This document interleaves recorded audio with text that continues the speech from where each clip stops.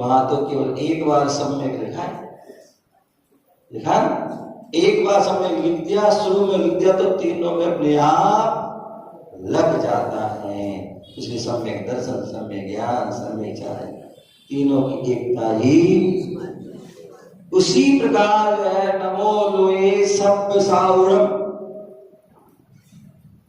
क्या नमो लोए सब्ब साउरम जो है, ये नमो लोए जो शब्द है ना, शब्द साउरम, नमो लोए शब्द, एक जो शब्द है सभी में लगाना है।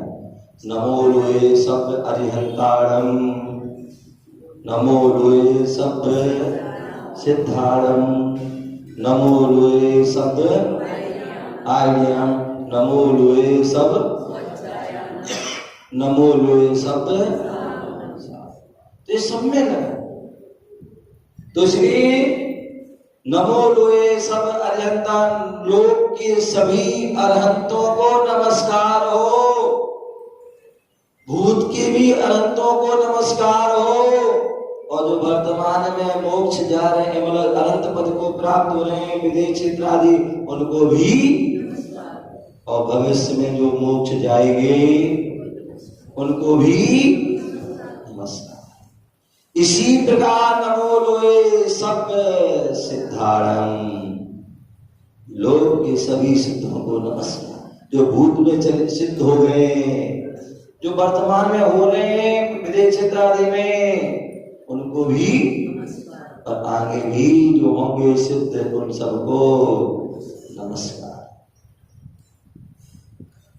यहाँ तक कि जो है भावी सिद्धों में बोले एक इंद्री जो जीव है, क्या जो एक इंद्री, दो इंद्री, तीन इंद्री, चार इंद्री, पांच इंद्री, इतने भी भव्य जीव हैं, इतने भी भव्य जीव हैं, चाहे वो नरक में हो, चाहे वो त्रियंच में हो, चाहे देव हो, चाहे नार की, सभी सिद्धों को भी हम क्या करते हैं, भावी सिद्धों की भावी नए की अपेक्षा क्या करते हैं, उनको भी नमस्कार।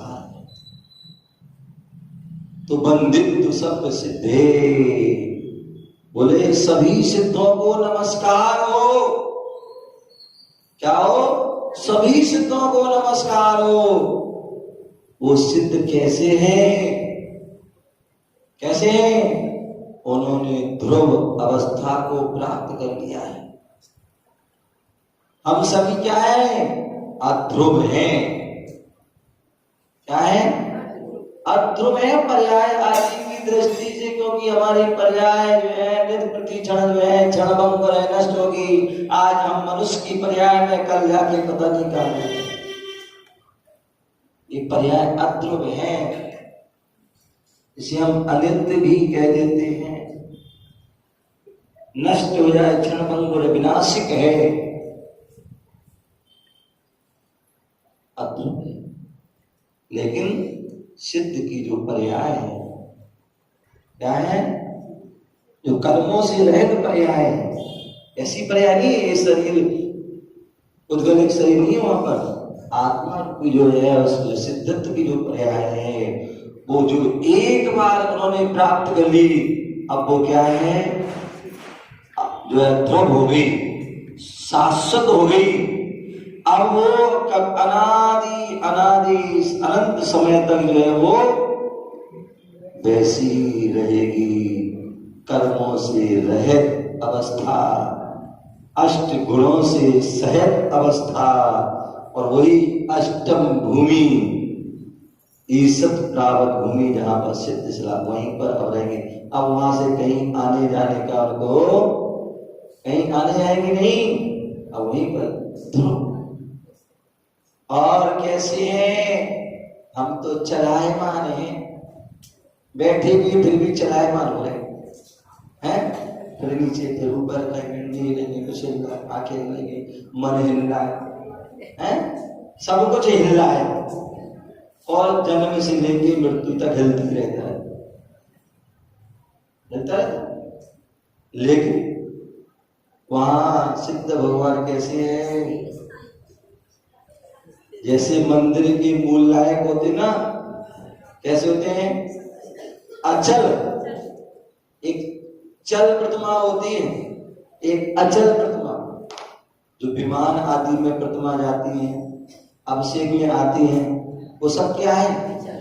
अचल है, नहीं है वो चल है। और जो क्या होती है? फिक्स होती है, वो क्या होती है? अचल।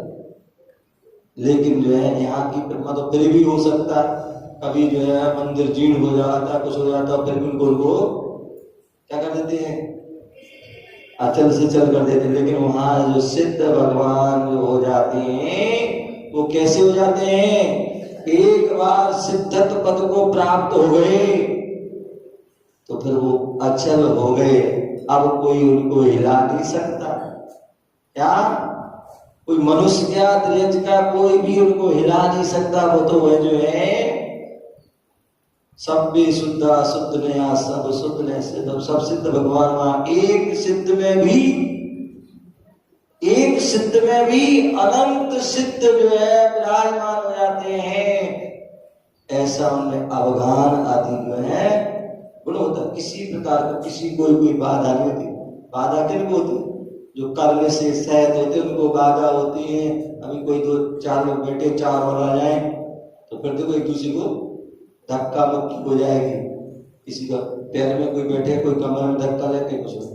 लेकिन वहां पर ऐसी कोई व्यवस्था, वहां एक सिद्ध में भी अनंत सिद्ध विराजमान हो जाते हैं, लेकिन किसी को कोई बाधा नहीं, क्योंकि वो अव्याबाद गुण से